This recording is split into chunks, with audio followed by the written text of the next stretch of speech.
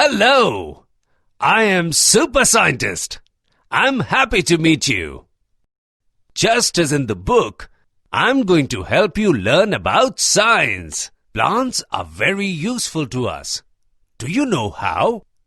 Even paper is made from trees. Wood pulp from trees is used to make paper. Some plants are also used as medicine.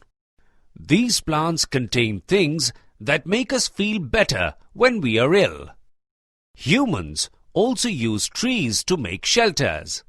Wood from trees is used to make parts of a house like walls and doors. Straw is used to make parts of a house like the roof. Wood from plants also helps us to make furniture. The chairs and desks are made from wood provided by plants. Plants make oxygen. It is a gas which we need to breathe. We eat plants. All the vegetables that we eat come from plants. Humans cut down trees for wood.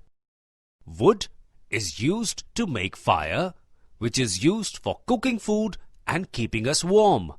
The cotton plant is used for making clothes.